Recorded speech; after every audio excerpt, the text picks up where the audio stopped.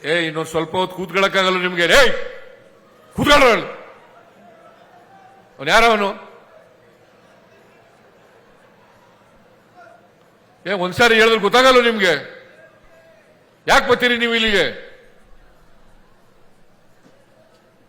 ಮನೇಲಿ ಇರ್ಬೇಕಾಗಿತ್ತು.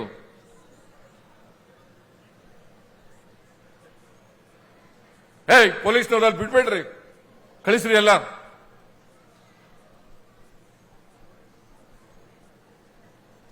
ಒಂದು ಅರ್ಧ ಗಂಟೆ 1 ಗಂಟೆ ಕೂತ್ಕೊಳ್ಳಕ್ಕಾಗಲ್ಲ ಅಂತಂದ್ರೆ ಯಾಕೆ ಬರ್ತೀರಿ ಇಲ್ಲಿಗೆ ಫಂಕ್ಷನ್ಗೆ ನೀವು?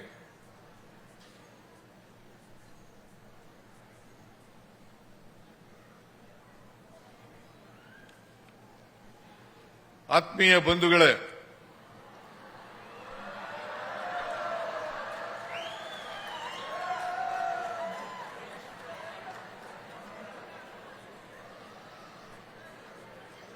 ಈ ವರ್ಷದ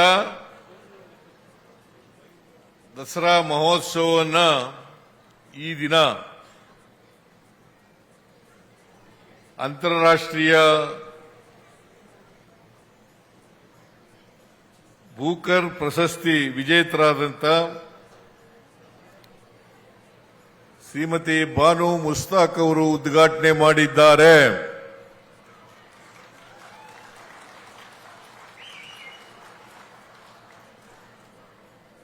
ಈಗಾಗಲೇ ಮಾದೇವಪ್ಪನವರು, ಜಿಟಿ ದೇವೇಗೌಡರು ಬಾನು ಮುಸ್ತಾಕ್ ಅವರನ್ನ ಈ ಬಾರಿ ದಸರಾ ಉದ್ಘಾಟನೆ ಮಾಡಬೇಕಾದ್ರೆ ಅದರ ಹಿಂದಿನ ಕಾರಣಗಳೇನು ಅಂತಕ್ಕನ್ನೋದ್ರ ಬಗ್ಗೆ ಪ್ರಸ್ತಾಪ ಮಾಡಿದ್ದಾರೆ. ಬಾನು ಮುಸ್ತಾಕ್ ಅವರು ಹುಟ್ಟಿನಿಂದ ಮುಸ್ಲಿಂ ಮಹಿಳೆ ಆಗಿರಬಹುದು, ಆದರೆ ಅವರು ಮನುಷ್ಯರು.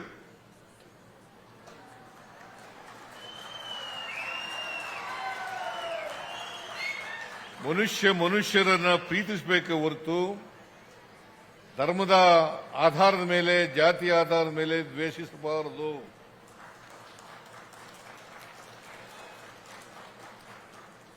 ನಾವೆಲ್ಲ ಮನುಷ್ಯರು.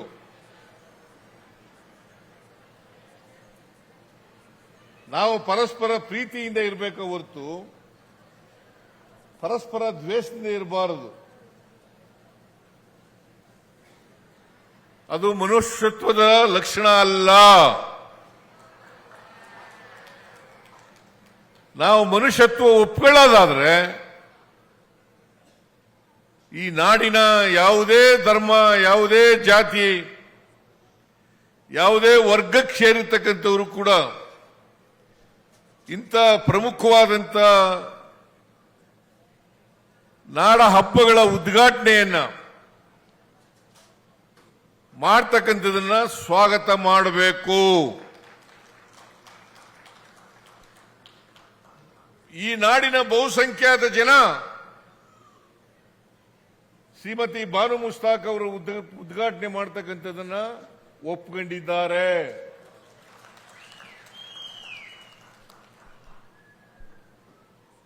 ಈಗಾಗಲೇ ಮಾದೇವಪ್ಪನವರು ಹೇಳಿದ್ರು ಹೇಗೆ ದಸರಾ ಮೈಸೂರಿನಲ್ಲಿ ಪ್ರಾರಂಭ ಆಯಿತು ಅನ್ನೋದ್ರ ಬಗ್ಗೆ ಪ್ರಸ್ತಾಪ ಮಾಡಿದ್ದಾರೆ. ವಿಜಯನಗರದ ಅರಸರು ಇದನ್ನ ದಸರಾ ಮಹೋತ್ಸವವನ್ನು ಆಚರಣೆ ಮಾಡ್ತಾ ಇದ್ರು. ವಿಜಯನಗರ ಪತನ ಆದ ಮೇಲೆ ಮೈಸೂರಿನ ಅರಸರು, ಮೈಸೂರಿನ ರಾಜರುಗಳು ಇದನ್ನ ದಸರಾ ಮಹೋತ್ಸವವನ್ನ ಆಚರಣೆ ಮಾಡಲಿಕ್ಕೆ ಪ್ರಾರಂಭ ಮಾಡಿದ್ರು. ಅಂದು 1610 ಅಂದಿನ ರಾಜರಾಗಿದ್ದಂಥ ರಾಜ ಒಡೆಯರ್ ಅವರು ಶ್ರೀರಂಗಪಟ್ಟಣದಲ್ಲಿ ಪ್ರಾರಂಭ ಮಾಡಿದ್ರು. ಅದಾದ್ಮೇಲೆ ಯಾರು ಮಾಡಿದ್ರು ಅನ್ನೋದ್ರ ಬಗ್ಗೆ ಎಲ್ಲ ಪ್ರಸ್ತಾಪ ಮಾಡಿದ್ದಾರೆ. ಶ್ರೀರಂಗಪಟ್ಟಣದಲ್ಲಿ ಹೈದರಾಲಿ, ಟಿಪ್ಪು ಅವರೆಲ್ಲರೂ ಕೂಡ ದಸರಾ ಮಹೋತ್ಸವವನ್ನು ಆಚರಣೆ ಮಾಡ್ತಾ ಇದ್ರು. ಇದರ ಇತಿಹಾಸ ಗೊತ್ತಿರಬೇಕು. ಬಾಬಾ ಸಾಹೇಬ್ ಅಂಬೇಡ್ಕರ್ ಅವರು ಹೇಳ್ತಾ ಇದ್ರು, ಯಾರಿಗೆ ಇತಿಹಾಸ ಗೊತ್ತಿರಲ್ಲ ಅವ್ರು ಯಾರು ಕೂಡ ಭವಿಷ್ಯವನ್ನು ನಿರ್ಮಾಣ ಮಾಡಲಿಕ್ಕೆ ಸಾಧ್ಯ ಇಲ್ಲ. ಪ್ರತಿಯೊಬ್ಬರು ಕೂಡ ಇತಿಹಾಸ ತಿಳ್ಕೋಬೇಕು. ಅದಕ್ಕೋಸ್ಕರನೇ ಸಂವಿಧಾನ ತಿಳ್ಕೊಳ್ಳಿ ಅಂತಕ್ಕಂಥ ಕಾರಣದಿಂದ ನಾನು ಮತ್ತು ಎಸ್ ಸಿ ಮಹದೇವಪ್ಪ ಮಾತಾಡ್ಕೊಂಡು ಶಾಲಾ ಕಾಲೇಜುಗಳಲ್ಲೂ ಕೂಡ ಸಂವಿಧಾನದ ಪೀಠಿಕೆಯನ್ನ ಓದಬೇಕು. ಈಗ ನಿಮ್ಮ ಹಕ್ಕುಗಳು ಗೊತ್ತಾಗಬೇಕಲ್ಲ, ಹಕ್ಕುಗಳು ಗೊತ್ತಿದ್ರೆ ತಾನೇ ಅವನ್ನ ರಕ್ಷಣೆ ಮಾಡ್ಕೊಳ್ಳಿಕ್ಕೆ ಸಾಧ್ಯ ಆಗ್ತಕ್ಕಂಥದ್ದು. ನಿಮ್ಮ ಹಕ್ಕುಗಳು ಗೊತ್ತಾಗಬೇಕು, ನಿಮ್ಮ ಜವಾಬ್ದಾರಿಗಳು ಕೂಡ ಗೊತ್ತಾಗಬೇಕು. ಹಕ್ಕುಗಳು ಜವಾಬ್ದಾರಿಗಳು ಜೊತೆನಲ್ಲೇ ಹೋಗೋದು ಯಾವಾಗಲೂ ಕೂಡ. ಬರೀ ಹಕ್ಕುಗಳಿರಲ್ಲ, ಜವಾಬ್ದಾರಿಗಳು ಕೂಡ ಇರ್ತವೆ. ಆದ್ರಿಂದ ನಾವು ಮುಂದಿನ ಪೀಳಿಗೆ ಸರಿಯಾದ ರೀತಿಯಲ್ಲಿ ಅರ್ಥ ಮಾಡ್ಕೋಬೇಕಾದ್ರೆ, ವ್ಯವಸ್ಥೆಯನ್ನು ಅರ್ಥ ಮಾಡ್ಕೋಬೇಕಾದ್ರೆ, ಸಮಾಜವನ್ನು ಅರ್ಥ ಮಾಡ್ಕೋಬೇಕಾದ್ರೆ ನಾವು ಅವರನ್ನು ದಾರಿ ತಪ್ಪಿಸ್ತಕ್ಕಂಥ ಕೆಲಸವನ್ನು ಮಾಡಬಾರದು.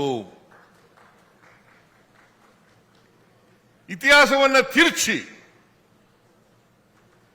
ಸ್ವಾರ್ಥಕ್ಕೋಸ್ಕರ, ರಾಜಕೀಯಕ್ಕೋಸ್ಕರ ಮಾಡ್ತಕ್ಕಂಥದ್ದಿದೆಯಲ್ಲ, ಅದು ಅಕ್ಷಮ್ಯ ಅಪರಾಧ ಅಂತಕ್ಕಂಥ ಮಾತುಗಳನ್ನು ಹೇಳಲಿಕ್ಕೆ ಬಯಸ್ತಾ ಇದ್ದೇನೆ. ಯಾರೇ ಆಗಲಿ ರಾಜಕೀಯಕ್ಕೋಸ್ಕರ ಬಳಸಬಾರದು. ರಾಜಕೀಯ ಮಾಡೋದಾದ್ರೆ ಖುಲ್ಲಾ ಇದೆ, ಸಮಾಜದಲ್ಲಿ ಮಾಡೋಣ, ಚುನಾವಣಾ ಸಂದರ್ಭದಲ್ಲಿ ಮಾಡೋಣ, ರಾಜಕೀಯ ಮಾಡೋಣ. ಏಯ್ ಸುಮ್ಮನೆ